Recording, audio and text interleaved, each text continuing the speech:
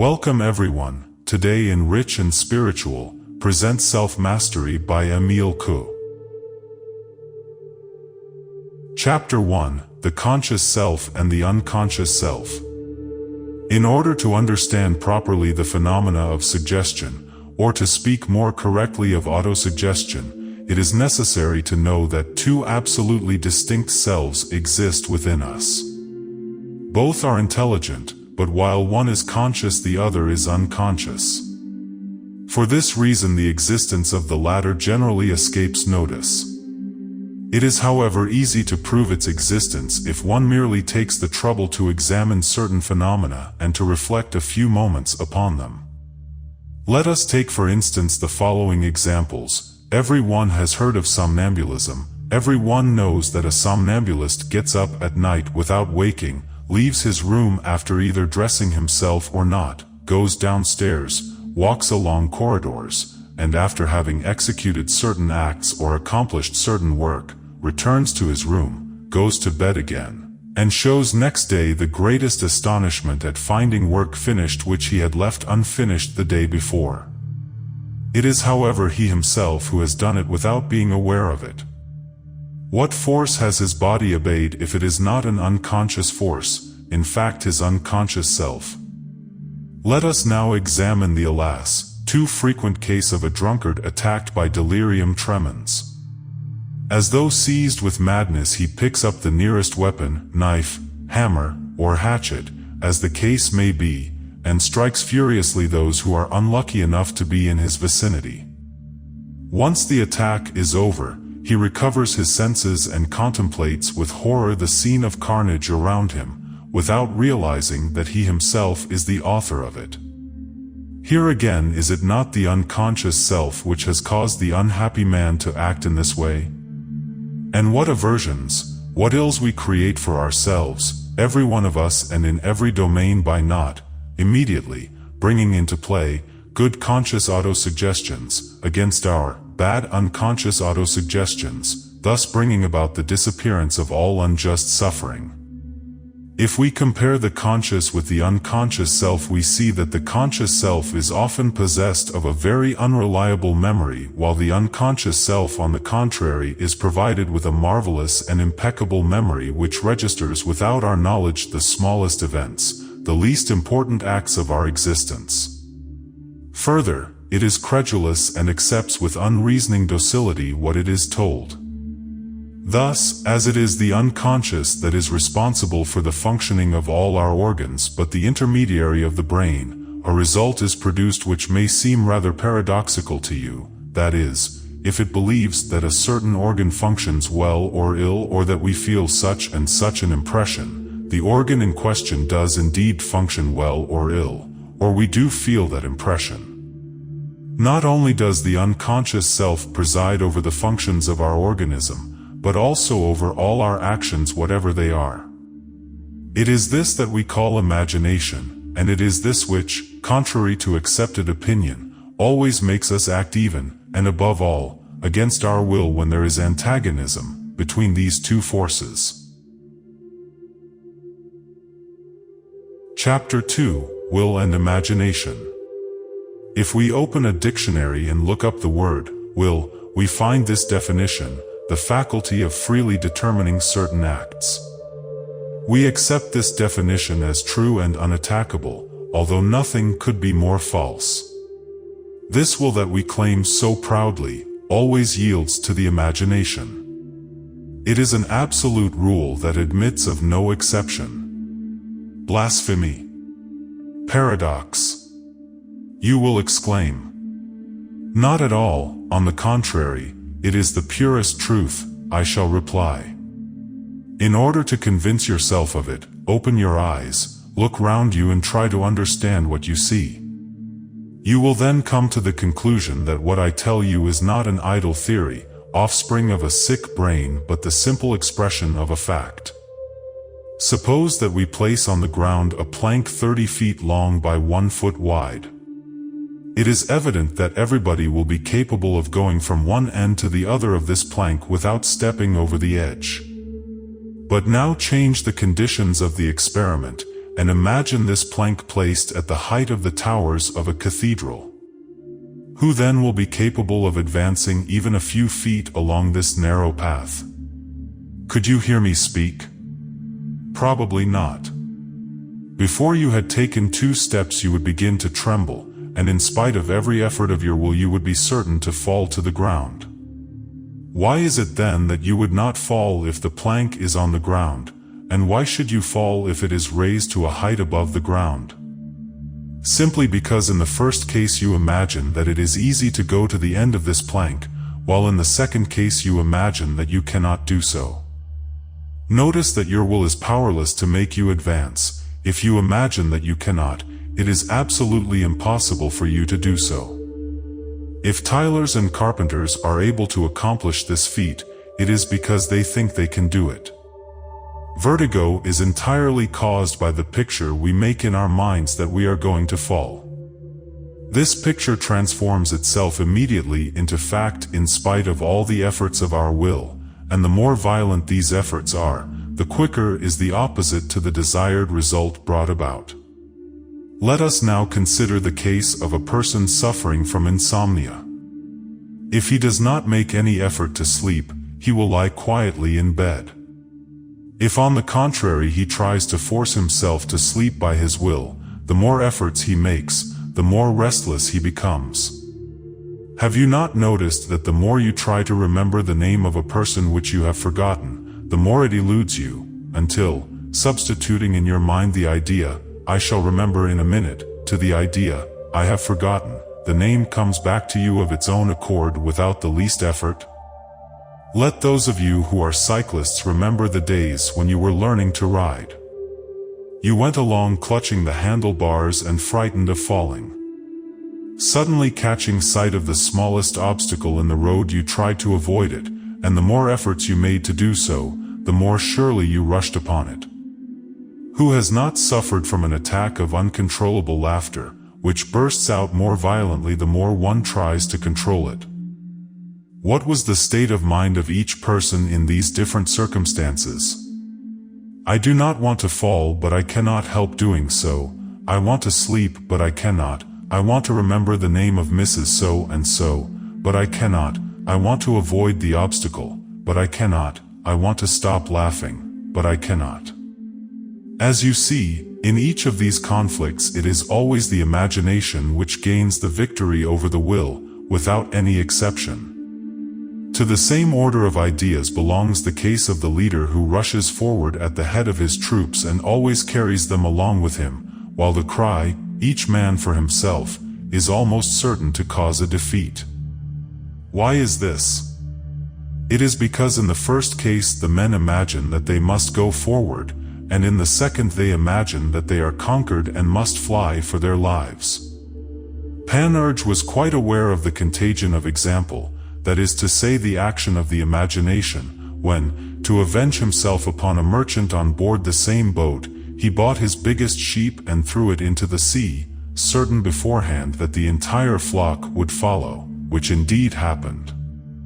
We human beings have a certain resemblance to sheep, and involuntarily, we are irresistibly impelled to follow other people's examples, imagining that we cannot do otherwise. I could quote 1,000 other examples, but I should fear to bore you by such an enumeration. I cannot, however, pass by in silence this fact which shows the enormous power of the imagination, or in other words of the unconscious in its struggle against the will. There are certain drunkards who wish to give up drinking, but who cannot do so. Ask them, and they will reply in all sincerity that they desire to be sober, that drink disgusts them, but that they are irresistibly impelled to drink against their will, in spite of the harm they know it will do them. In the same way certain criminals commit crimes in spite of themselves, and when they are asked why they acted so, they answer, "I could not help it, something impelled me, it was stronger than I." And the drunkard and the criminal speak the truth. They are forced to do what they do, for the simple reason they imagine they cannot prevent themselves from doing so. Thus we who are so proud of our will, who believe that we are free to act as we like, are in reality nothing but wretched puppets of which our imagination holds all the strings. We only cease to be puppets when we have learned to guide our imagination. Chapter 3: Suggestion and Autosuggestion. According to the preceding remarks, we can compare the imagination to a torrent which fatally sweeps away the poor wretch who has fallen into it, in spite of his efforts to gain the bank. This torrent seems indomitable, but if you know how, you can turn it from its course and conduct it to the factory, and there you can transform its force into movement, heat, and electricity. If this simile is not enough, we may compare the imagination, the madman at home, as it has been called, to an unbroken horse which has neither bridle nor reins. What can the rider do except let himself go wherever the horse wishes to take him? And often, if the latter runs away, his mad career only comes to end in the ditch. If, however, the rider succeeds in putting a bridle on the horse, the parts are reversed. It is no longer the horse who goes where he likes, it is the rider who obliges the horse to take him wherever he wishes to go. Now that we have learned to realize the enormous power of the unconscious or imaginative being, I am going to show how this self, hitherto considered indomitable, can be as easily controlled as a torrent or an unbroken horse. But before going any further, it is necessary to define carefully two words that are often used without being properly understood. These are the words suggestion and autosuggestion. What then is suggestion? It may be defined as the act of imposing an idea on the brain of another. Does this action really exist? Properly speaking, no. Suggestion does not indeed exist by itself. It does not and cannot exist except on the sine qua non condition of transforming itself into autosuggestion in the subject. This latter word may be defined as the implanting of an idea in oneself by oneself. You may make a suggestion to someone, if the unconscious of the latter does not accept the suggestion, if it has not, as it were, digested it, in order to transform it into autosuggestion, it produces no result. I have myself occasionally made a more or less commonplace suggestion to ordinarily very obedient subjects quite unsuccessfully. The reason is that the unconscious of the subject refused to accept it and did not transform it into autosuggestion. Chapter 4: The Use of Autosuggestion. Let us now return to the point where I said that we can control and lead our imagination, just as a torrent or an unbroken horse can be controlled. To do so, it is enough in the first place to know that this is possible, of which fact almost everyone is ignorant, and secondly, to know by what means it can be done. Well, the means is very simple. It is that which we have used every day since we came into the world, without wishing or knowing it and absolutely unconsciously, but which unfortunately for us, we often use wrongly and to our own detriment. This means is autosuggestion. Whereas we constantly give ourselves unconscious autosuggestions, all we have to do is to give ourselves conscious ones, and the process consists in this: first, to weigh carefully in one's mind the things which are to be the object of the autosuggestion, and according as they require the answer, yes or no, to repeat several times without thinking of anything else: this thing is coming, or this thing is going away, this thing will or will not happen. Of course, the thing must be in our power. If the unconscious accepts this suggestion and transforms it into an autosuggestion, the thing or things are realized in every particular. Thus understood, autosuggestion is nothing but hypnotism as I see it, and I would define it in these simple words: the influence of the imagination upon the moral and physical being of mankind. Now this influence is undeniable, and without returning to previous examples, I will quote a few others. If you persuade yourself that you can do a certain thing, provided this thing be possible, you will do it however difficult it may be. If on the contrary you imagine that you cannot do the simplest thing in the world, it is impossible for you to do it, and molehills become for you unscalable mountains. Such is the case of neurasthenics, who, believing themselves incapable of the least effort, often find it impossible even to walk a few steps without being exhausted. And these same neurasthenics sink more deeply into their depression, the more efforts they make to throw it off, like the poor wretch in the quicksands who sinks in all the deeper the more he tries to struggle out. In the same way, it is sufficient to think a pain is going, to feel it indeed disappear little by little, and inversely, it is enough to think that one suffers in order to feel the pain begin to come immediately. I know certain people who predict in advance that they will have a sick headache on a certain day, in certain circumstances, and on that day, in the given circumstances, sure enough, they feel it. They brought their illness on themselves, just as others cure theirs by conscious autosuggestion. I know that one generally passes for mad in the eyes of the world if one dares to put forward ideas which it is not accustomed to hear. Well, at the risk of being thought so, I say that if certain people are ill mentally and physically, it is that they imagine themselves to be ill mentally or physically. If certain others are paralytic without having any lesion to account for it, it is that they imagine themselves to be paralyzed, and it is among such persons that the most extraordinary cures are produced. If others again are happy or unhappy, it is that they imagine themselves to be so, for it is possible for two people in exactly the same circumstances to be, the one perfectly happy, the other absolutely wretched.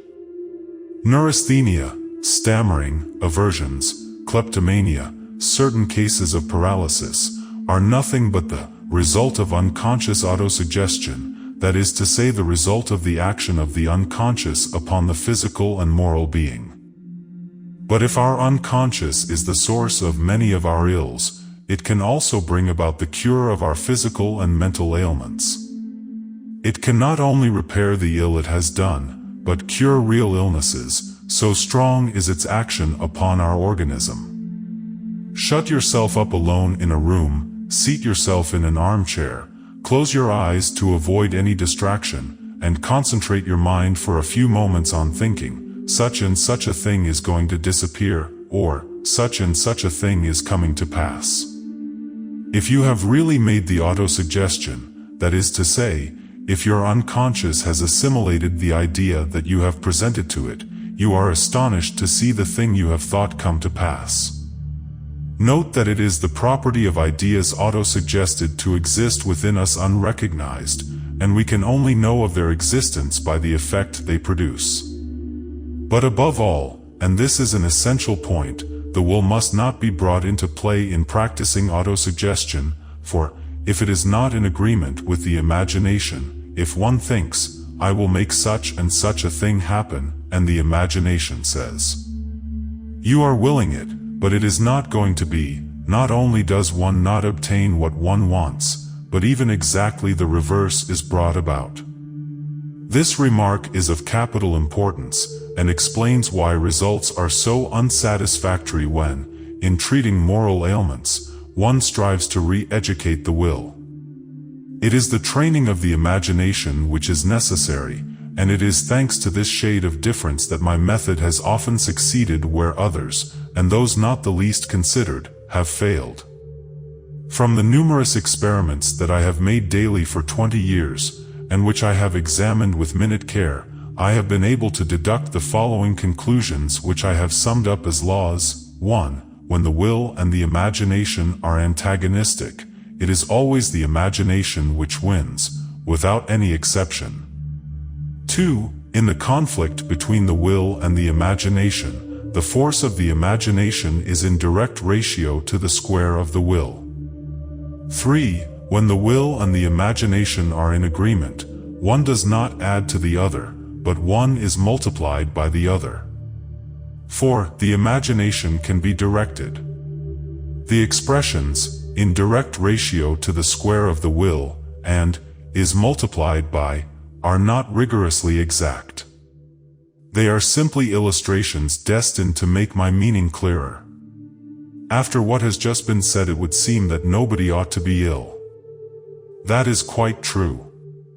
Every illness, whatever it may be, can yield to autosuggestion. Daring and unlikely as my statement may seem, I do not say does always yield, but can yield, which is a different thing.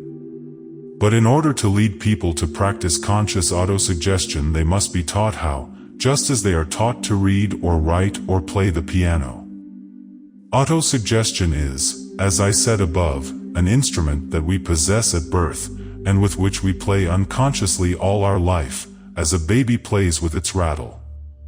It is, however, a dangerous instrument. It can wound or even kill you if you handle it imprudently and unconsciously. It can, on the contrary, save your life when you know how to employ it consciously. One can say of it as Aesop said of the tongue, it is at the same time the best and the worst thing in the world. I am now going to show you how everyone can profit by the beneficent action of autosuggestion consciously applied. In saying, everyone, I exaggerate a little, for there are two classes of persons in whom it is difficult to arouse conscious autosuggestion. 1. The mentally undeveloped who are not capable of understanding what you say to them. 2. Those who are unwilling to understand. Chapter 5. How to teach patients to make autosuggestion. The principle of the method may be summed up in these few words. It is impossible to think of two things at once, that is to say that two ideas may be in juxtaposition, but they cannot be superimposed in our mind. Every thought entirely filling our mind becomes true for us and tends to transform itself into action. Thus, if you can make a sick person think that her trouble is getting better, it will disappear. If you succeed in making a kleptomaniac think that he will not steal any more, he will cease to steal.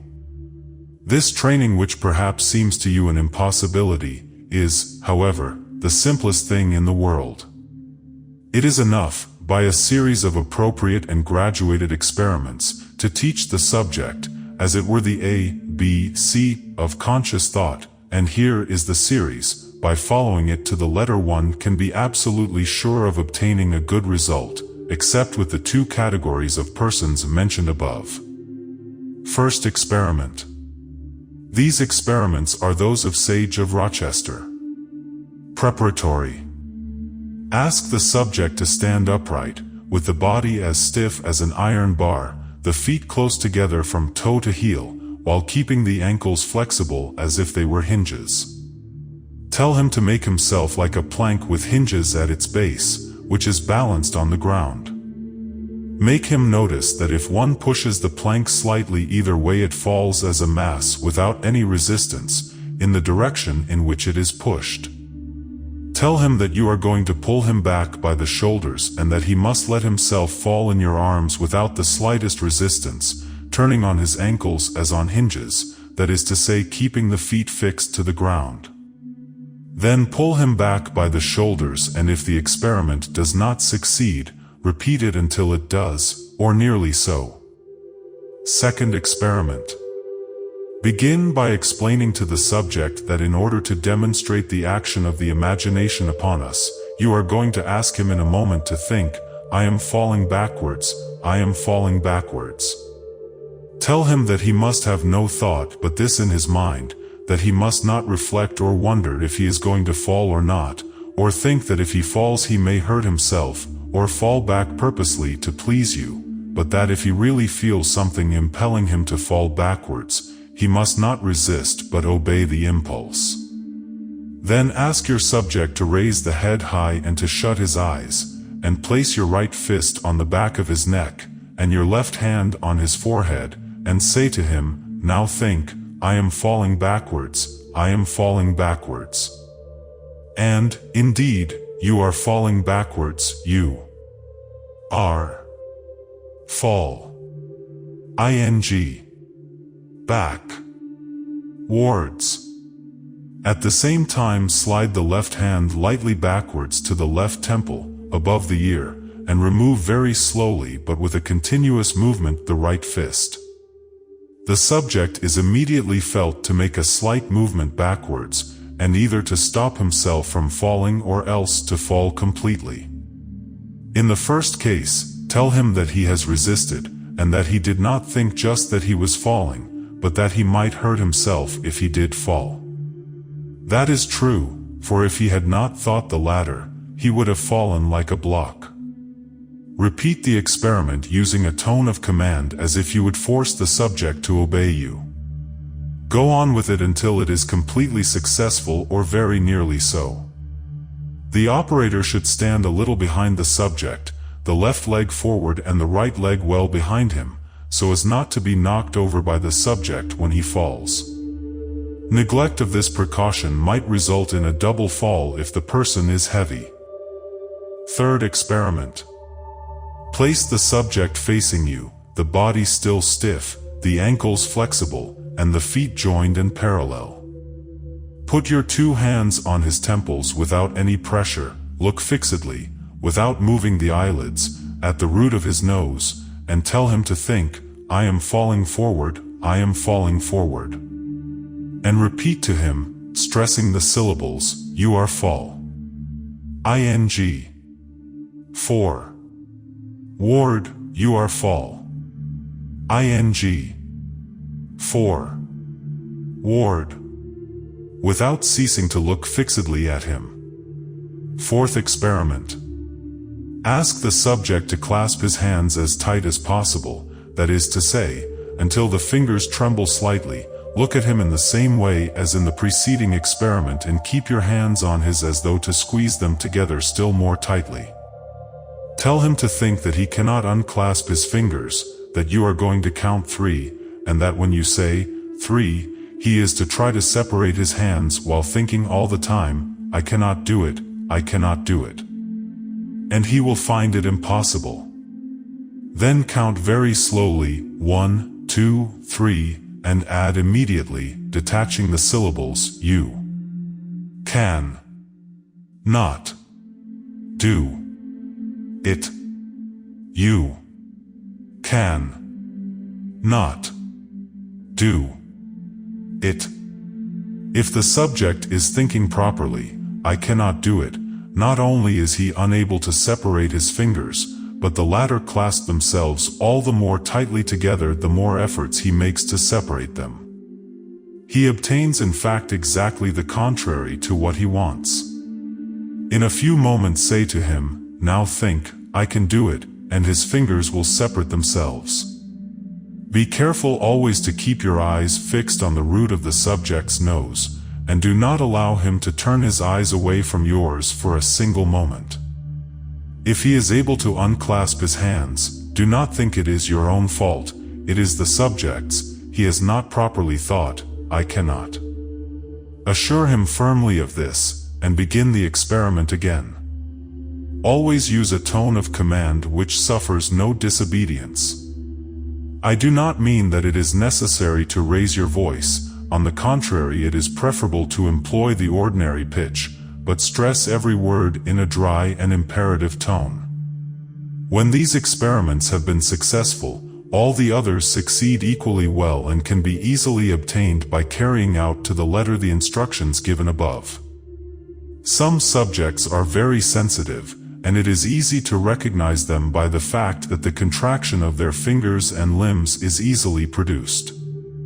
After 2 or 3 successful experiments, it is no longer necessary to say to them, "Think this," or "Think that." You need only, for example, say to them simply, but in the imperative tone employed by all good suggestionists, "Close your hands, now you cannot open them. Shut your eyes, now you cannot open them," and the subject finds it absolutely impossible to open the hands or the eyes in spite of all his efforts. Tell him in a few moments, "You can do it now," and the decontraction takes place instantaneously. These experiments can be varied to infinity. Here are a few more. Make the subject join his hands, and suggest that they are welded together. Make him put his hand on the table, and suggest that it is stuck to it.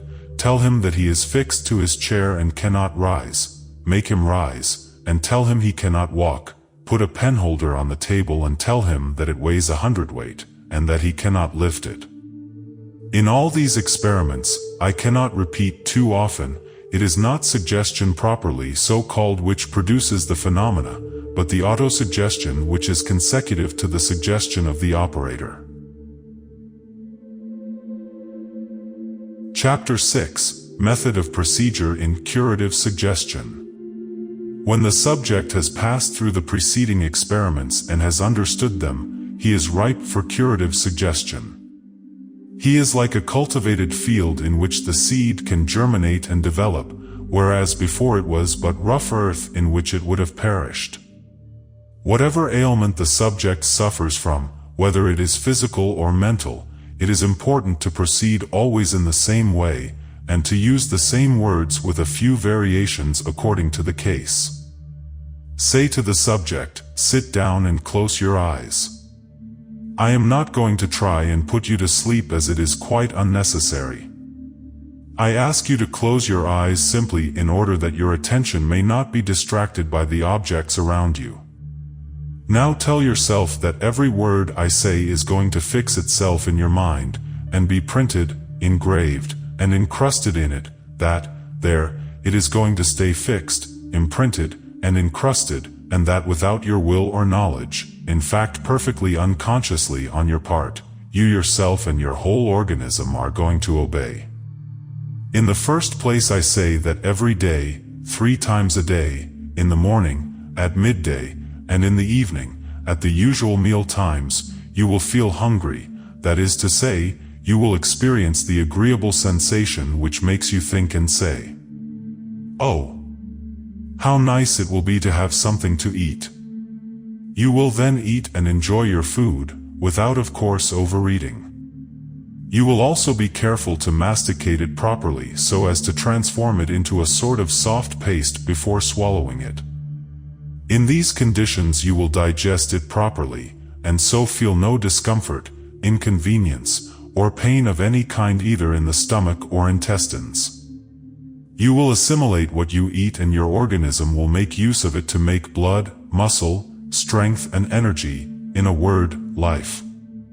Since you will have digested your food properly, the function of excretion will be normal, and every morning, on rising, you will feel the need of evacuating the bowels, and without ever being obliged to take medicine or to use any artifice, you will obtain a normal and satisfactory result. Further, every night from the time you wish to go to sleep till the time you wish to wake next morning, you will sleep deeply, calmly, and quietly, without nightmares, and on waking you will feel perfectly well, cheerful, and active. Likewise, if you occasionally suffer from depression, if you are gloomy and prone to worry and look on the dark side of things, from now onwards you will cease to do so, and, instead of worrying and being depressed and looking on the dark side of things, you are going to feel perfectly cheerful, possibly without any special reason for it, just as you used to feel depressed for no particular reason. I say further still, that even if you have real reason to be worried and depressed you are not going to be so. If you are also subject to occasional fits of impatience or ill temper you will cease to have them, on the contrary you will be always patient and master of yourself, and the things which worried, annoyed, or irritated you, will henceforth leave you absolutely indifferent and perfectly calm. If you are sometimes attacked, pursued, haunted, by bad and unwholesome ideas, by apprehensions, fears, aversions, temptations, or grudges against other people, all that will be gradually lost sight of by your imagination, and will melt away and lose itself as though in a distant cloud where it will finally disappear completely. As a dream vanishes when we wake, so will all these vain images disappear. To this I add that all your organs are performing their functions properly. The heart beats in a normal way and the circulation of the blood takes place as it should, the lungs are carrying out their functions, as also the stomach, the intestines, the liver, the biliary duct, the kidneys, and the bladder. If at the present moment any of them is acting abnormally, that abnormality is becoming less every day, so that quite soon it will have vanished completely, and the organ will have recovered its normal function. Further, if there should be any lesions in any of these organs, they will get better from day to day and will soon be entirely healed. With regard to this, I may say that it is not necessary to know which organ is affected for it to be cured. Under the influence of the autosuggestion every day, in every respect, I am getting better and better. The unconscious acts upon the organ which it can pick out itself. I must also add, and it is extremely important, that if up to the present you have lacked confidence in yourself, I tell you that this self-distrust will disappear little by little and give place to self-confidence, based on the knowledge of this force of incalculable power which is in each one of us. It is absolutely necessary for every human being to have this confidence. Without it one can accomplish nothing, with it one can accomplish whatever one likes, within reason, of course. You are then going to have confidence in yourself, and this confidence gives you the assurance that you are capable of accomplishing perfectly well whatever you wish to do, on condition that it is reasonable, and whatever it is your duty to do. So when you wish to do something reasonable, or when you have a duty to perform, always think that it is easy, and make the words difficult, impossible, I cannot, it is stronger than I cannot prevent myself from. Disappear from your vocabulary, they are not English. What is English is, it is easy and I can. By considering the thing easy it becomes so for you, although it might seem difficult to others. You will do it quickly and well, and without fatigue, because you do it without effort, whereas if you had considered it as difficult or impossible it would have become so for you, simply because you would have thought it so. To these general suggestions, which will perhaps seem long and even childish to some of you, but which are necessary, must be added those which apply to the particular case of the patient you are dealing with. All these suggestions must be made in a monotonous and soothing voice, always emphasizing the essential words, which although it does not actually send the subject to sleep, at least makes him feel drowsy, and think of nothing in particular. When you have come to the end of the series of suggestions you address the subject in these terms. In short, I mean that from every point of view, physical as well as mental, you are going to enjoy excellent health, better health than that you have been able to enjoy up to the present. Now I am going to count 3, and when I say 3, you will open your eyes and come out of the passive state in which you are now. You will come out of it quite naturally, without feeling in the least drowsy or tired. On the contrary, you will feel strong, vigorous, alert, active, full of life. Further still, you will feel very cheerful and fit in every way. 1, 2, 3. At the word 3, the subject opens his eyes, always with a smile and an expression of well-being and contentment on his face. Sometimes, though rarely, the patient is cured on the spot. At other times, and this is more generally the case, he finds himself relieved, his pain or his depression has partially or totally disappeared, though only for a certain lapse of time.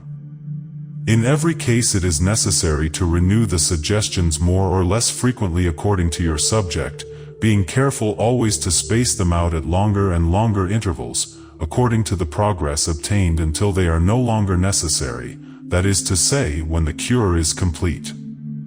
Before sending away your patient, you must tell him that he carries within him the instrument by which he can cure himself, and that you are, as it were, only a professor teaching him to use this instrument, and that he must help you in your task.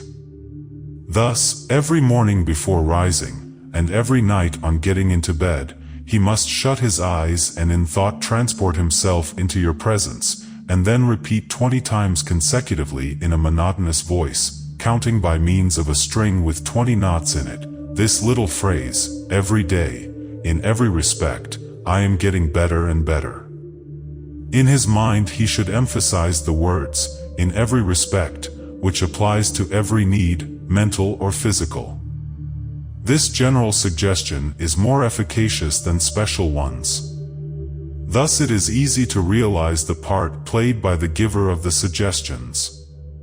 He is not a master who gives orders, but a friend, a guide, who leads the patient step by step on the road to health. As all the suggestions are given in the interest of the patient, the unconscious of the latter asks nothing better than to assimilate them and transform them into autosuggestions. When this has been done, the cure is obtained more or less rapidly according to circumstances. Chapter 7: The Superiority of this Method. This method gives absolutely marvelous results, and it is easy to understand why. Indeed, by following out my advice, it is impossible to fail, except with the two classes of persons mentioned above, who fortunately represent barely 3% of the whole. If, however, you try to put your subjects to sleep right away, without the explanations and preliminary experiments necessary to bring them to accept the suggestions and to transform them into autosuggestions, you cannot and will not succeed except with peculiarly sensitive subjects, and these are rare. Everybody may become so by training, but very few are so sufficiently without the preliminary instruction that I recommend, which can be done in a few minutes. Formerly, imagining that suggestions could only be given during sleep, I always tried to put my patient to sleep, but on discovering that it was not indispensable, I left off doing it in order to spare him the dread and uneasiness he almost always experiences when he is told that he is going to be sent to sleep, and which often makes him offer, in spite of himself, an involuntary resistance. If, on the contrary, you tell him that you are not going to put him to sleep as there is no need to do so, you gain his confidence. He listens to you without fear or any ulterior thought, and it often happens, if not the first time, anyhow very soon, that, soothed by the monotonous sound of your voice, he falls into a deep sleep from which he awakes astonished at having slept at all. If there are skeptics among you, as I am quite sure there are, all I have to say to them is, come to my house and see what is being done, and you will be convinced by fact. You must not, however, run away with the idea that autosuggestion can only be brought about in the way I have described. It is possible to make suggestions to people without their knowledge and without any preparation.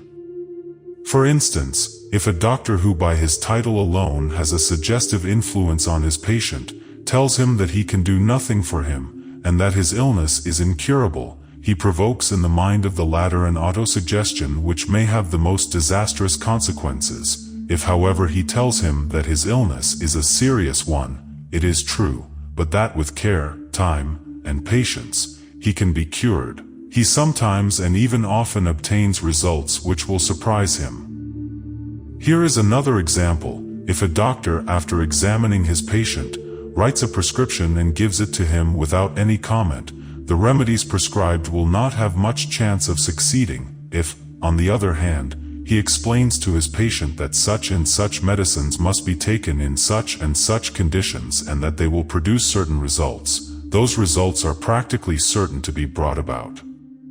If in this hall there are medical men or brother chemists, I hope they will not think me their enemy. I am on the contrary their best friend. On the one hand, I should like to see the theoretical and practical study of suggestion on the syllabus of the medical schools for the great benefit of the sick and of the doctors themselves, and on the other hand, in my opinion, every time that a patient goes to see his doctor, the latter should order him one or even several medicines, even if they are not necessary. As a matter of fact, when a patient visits his doctor, it is in order to be told what medicine will cure him. He does not realize that it is the hygiene and regimen which do this, and he attaches little importance to them. It is a medicine that he wants. In my opinion, if the doctor only prescribes a regimen without any medicine, his patient will be dissatisfied. He will say that he took the trouble to consult him for nothing, and often goes to another doctor. It seems to me then that the doctor should always prescribe medicines to his patient, and, as much as possible, medicines made up by himself rather than the standard remedies so much advertised and which owe their only value to the advertisement. The doctor's own prescriptions will inspire infinitely more confidence. than so and so's pills which anyone can procure easily at the nearest drugstore, without any need of a prescription.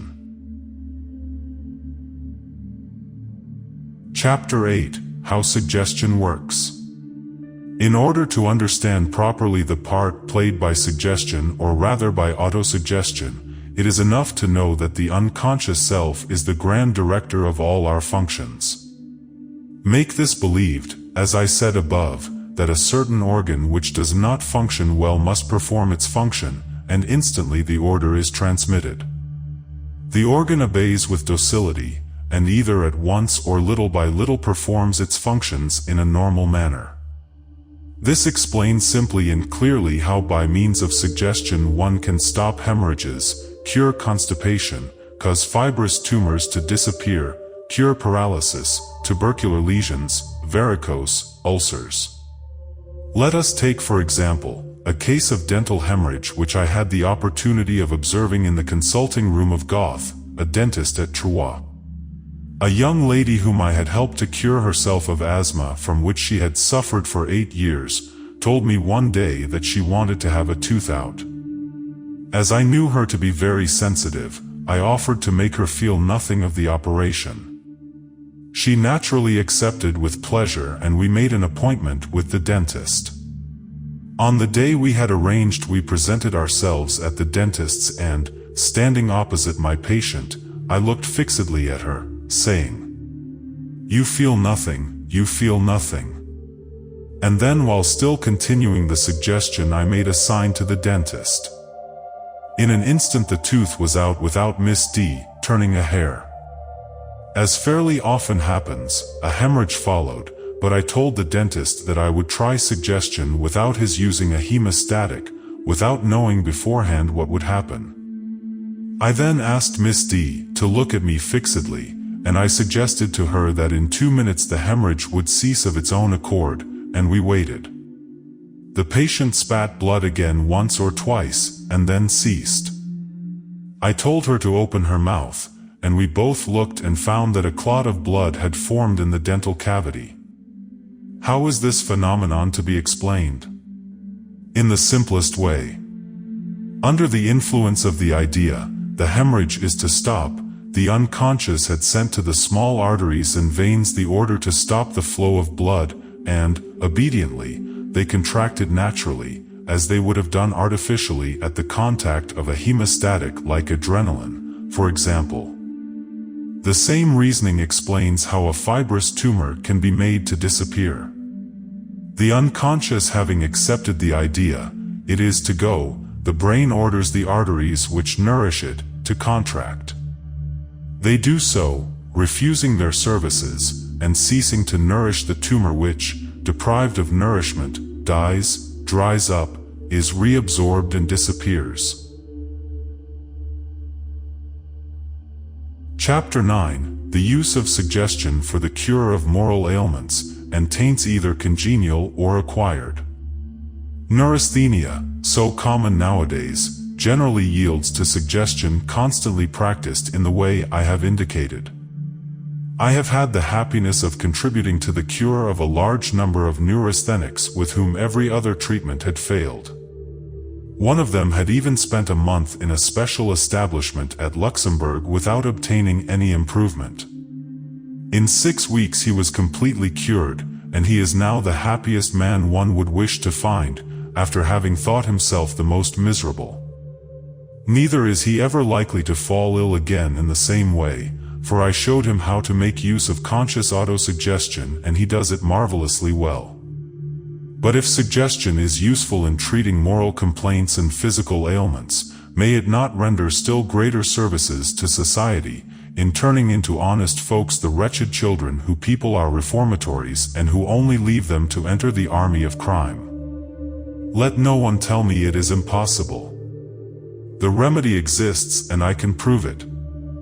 I will quote the 2 following cases which are very characteristic, but here I must insert a few remarks in parenthesis. To make you understand the way in which suggestion acts in the treatment of moral taints, I will use the following comparison. Suppose our brain is a plank in which are driven nails which represent the ideas, habits, and instincts which determine our actions. If we find that there exists in a subject a bad idea, a bad habit, a bad instinct, as it were, a bad nail, we take another which is the good idea, habit, or instinct, place it on top of the bad one and give a tap with a hammer. In other words, we make a suggestion. The new nail will be driven in perhaps a fraction of an inch, while the old one will come out to the same extent. At each fresh blow with the hammer, that is to say at each fresh suggestion, the one will be driven in a fraction further and the other will be driven out the same amount, until, after a certain number of blows, the old nail will come out completely and be replaced by the new one. When this substitution has been made, the individual obeys it. Let us return to our examples. Little M, a child of 11 living at Troyes, was subject night and day to certain accidents inherent to early infancy, bedwetting. He was also a kleptomaniac, and, of course, untruthful into the bargain. At his mother's request I treated him by suggestion. After the first visit the accident ceased by day, but continued at night. Little by little they became less frequent, and finally, a few months afterwards, the child was completely cured. In the same period his thieving propensities lessened, and in 6 months they had entirely ceased. This child's brother, aged 18, had conceived a violent hatred against another of his brothers. Every time that he had taken a little too much wine, he felt impelled to draw a knife and stab his brother. He felt that one day or other he would end by doing so, and he knew at the same time that having done so he would be inconsolable. I treated him also by suggestion, and the result was marvelous. After the first treatment he was cured. His hatred for his brother had disappeared, and they have since become good friends and got on capitally together. I followed up the case for a long time, and the cure was permanent. Since such results are to be obtained by suggestion, would it not be beneficial, I might even say indispensable, to take up this method and introduce it into our reformatories? I am absolutely convinced that if suggestion were daily applied to vicious children, more than 50% could be reclaimed. Would it not be an immense service to render society, to bring back to it sane and well members of it who were formerly corroded by moral decay? Perhaps I shall be told that suggestion is a dangerous thing, and that it can be used for evil purposes. This is no valid objection, first because the practice of suggestion would only be confided, by the patient, to reliable and honest people, to the reformatory doctors, for instance, and on the other hand, those who seek to use it for evil ask no one's permission. But even admitting that it offers some danger, which is not so, I should like to ask whoever proffers the objection, to tell me what thing we use that is not dangerous. Is it steam? Gunpowder? Railways? Ships? Electricity? Automobiles? Aeroplanes? Are the poisons not dangerous which we, doctors and chemists, use daily in minute doses, and which might easily destroy the patient if, in a moment's carelessness, we unfortunately made a mistake in weighing them out? Chapter 10, A Few Typical Cures. This little work would be incomplete if it did not include a few examples of the cures obtained. It would take too long, and would also perhaps be somewhat tiring if I were to relate all those in which I have taken part. I will therefore content myself by quoting a few of the most remarkable. Miss M. of Troyes had suffered for 8 years from asthma, which obliged her to sit up in bed nearly all night, fighting for breath. Preliminary experiments show that she is a very sensitive subject. She sleeps immediately, and the suggestion is given. From the first treatment there is an enormous improvement. The patient has a good night, only interrupted by one attack of asthma which only lasts a quarter of an hour. In a very short time the asthma disappears completely and there is no relapse later on. Mr. M., a working hosier living at Saint-Savin near Troyes, paralyzed for 2 years as the result of injuries at the junction of the spinal column and the pelvis. The paralysis is only in the lower limbs, in which the circulation of the blood has practically ceased, making them swollen, congested, and discolored. Several treatments, including the antisyphilitic, have been tried without success. Preliminary experiments successful, suggestion applied by me, and autosuggestion by the patient for 8 days. At the end of this time there is an almost imperceptible but still appreciable movement of the left leg. Renewed suggestion. In 8 days the improvement is noticeable. Every week or fortnight there is an increased improvement with progressive lessening of the swelling, and so on. 11 months afterwards, on the 1st of November, 1906, the patient goes downstairs alone and walks 800 yards, and in the month of July, 1907, goes back to the factory where he has continued to work since that time, with no trace of paralysis. Mr. living at Troyes has long suffered from enteritis, for which different treatments have been tried in vain. He is also in a very bad state mentally, being depressed, gloomy, unsociable, and obsessed by thoughts of suicide. Preliminary experiments easy, followed by suggestion which produces an appreciable result from the very day. For 3 months, daily suggestions to begin with, then at increasingly longer intervals. At the end of this time, the cure is complete, the enteritis has disappeared, and his morals have become excellent. As the cure dates back 12 years without the shadow of a relapse, it may be considered as permanent. Mr. G is a striking example of the effects that can be produced by suggestion, or rather by autosuggestion. At the same time as I made suggestions to him from the physical point of view, I also did so from the mental, and he accepted both suggestions equally well. Every day his confidence in himself increased, and as he was an excellent workman, in order to earn more, he looked out for a machine which would enable him to work at home for his employer. A little later a factory owner, having seen with his own eyes what a good workman he was, entrusted him with the very machine he desired.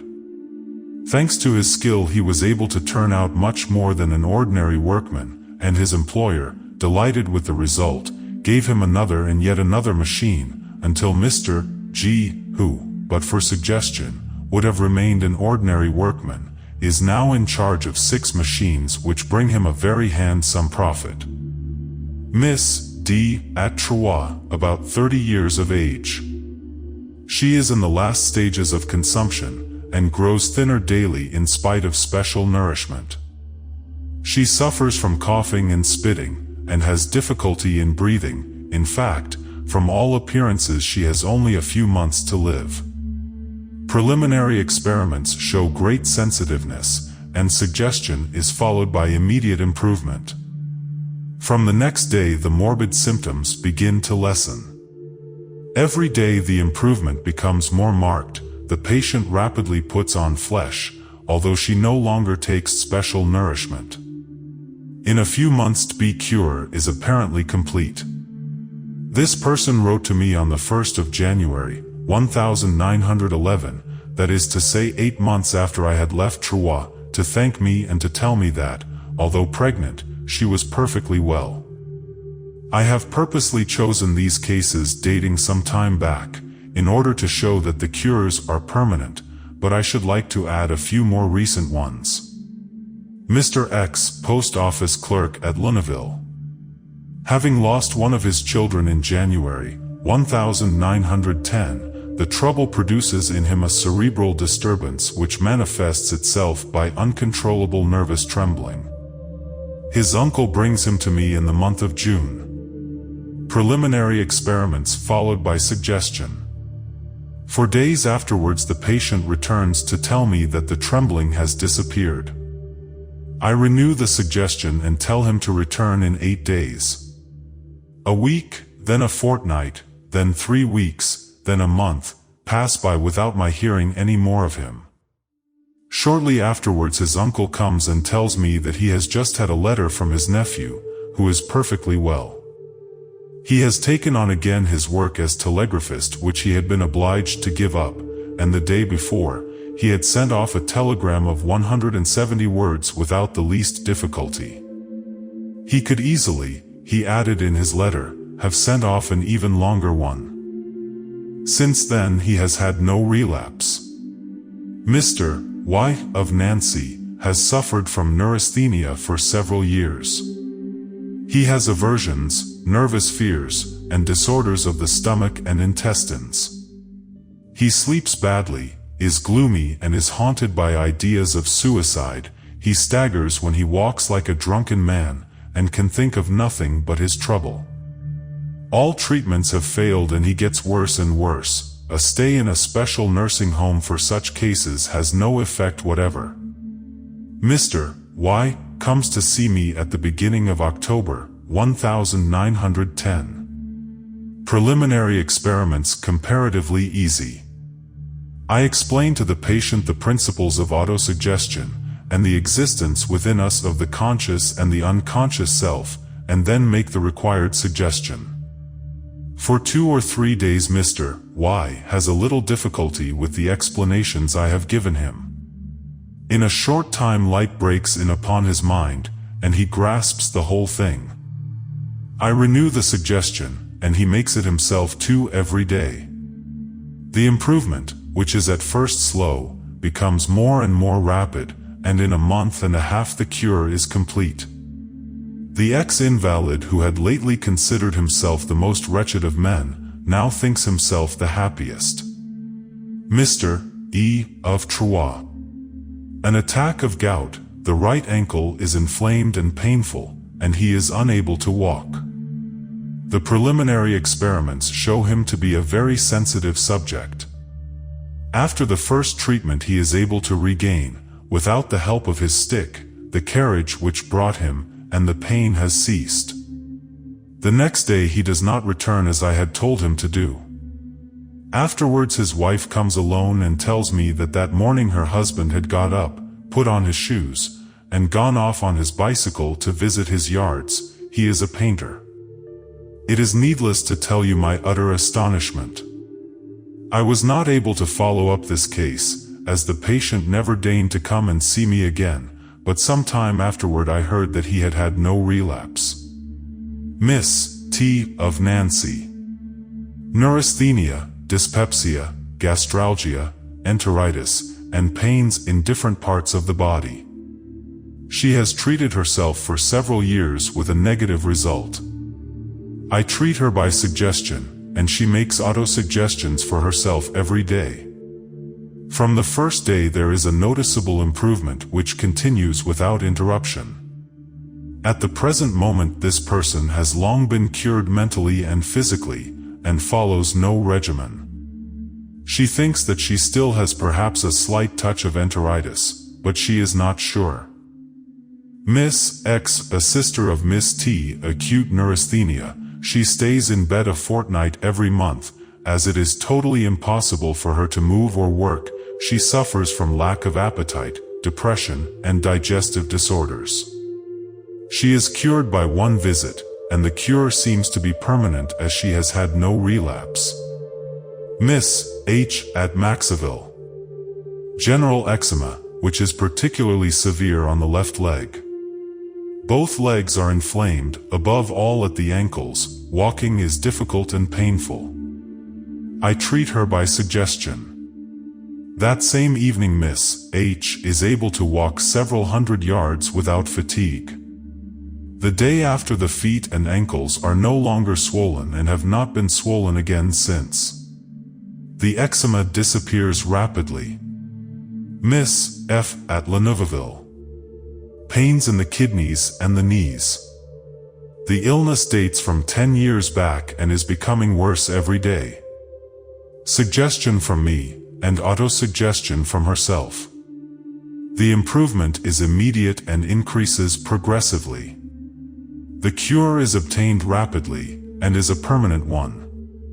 Miss Z of Nancy felt ill in January 1910 with congestion of the lungs, from which she had not recovered 2 months later. She suffers from general weakness, loss of appetite, bad digestive trouble, rare and difficult bowel action, insomnia, copious night sweats. After the first suggestion, the patient feels much better, and 2 days later she returns and tells me that she feels quite well. Every trace of illness has disappeared, and all the organs are functioning normally. 3 or 4 times she had been on the point of sweating, but each time prevented it by the use of conscious autosuggestion. From this time Miss Z has enjoyed perfectly good health. Mr. X at Belfort cannot talk for more than 10 minutes or a quarter of an hour without becoming completely aphonous.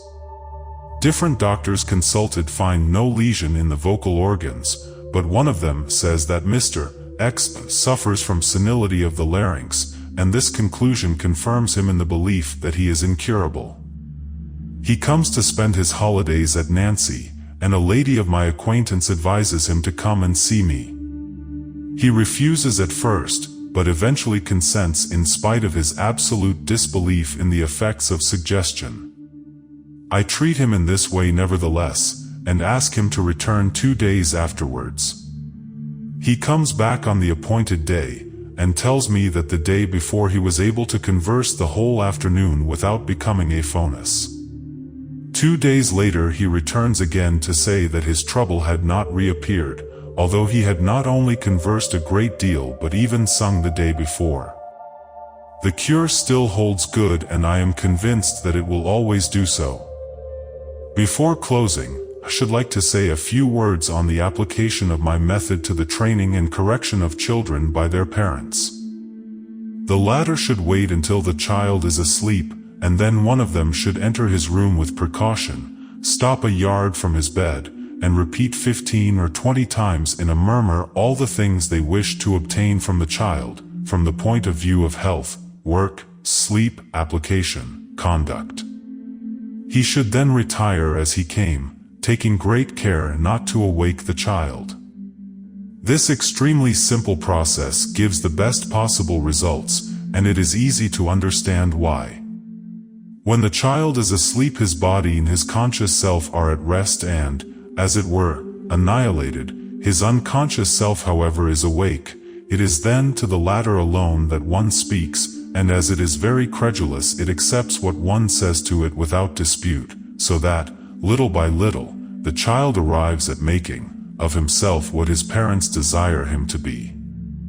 The latter should wait until the child is asleep, and then one of them should enter his room with precaution, stop a yard from his bed, and repeat 15 or 20 times in a murmur all the things they wish to obtain from the child, from the point of view of health, work, sleep, application, conduct. He should then retire as he came, taking great care not to awake the child. This extremely simple process gives the best possible results, and it is easy to understand why. When the child is asleep, his body and his conscious self are at rest and, as it were, annihilated. His unconscious self, however, is awake. It is then to the latter alone that one speaks, and as it is very credulous, it accepts what one says to it without dispute, so that, little by little, the child arrives at making of himself what his parents desire him to be. Conclusion. The conclusion is very simple. We possess within us a force of incalculable power, which, when we handle it unconsciously, is often prejudicial to us. If on the contrary we direct it in a conscious and wise manner, it gives us the mastery of ourselves and allows us not only to escape and to help others to escape from physical and mental illnesses, but also to live in relative happiness, whatever the conditions in which we may find ourselves. The end. You have heard Self-Mastery by EMILE COUE, a creation of Rich and Spiritual.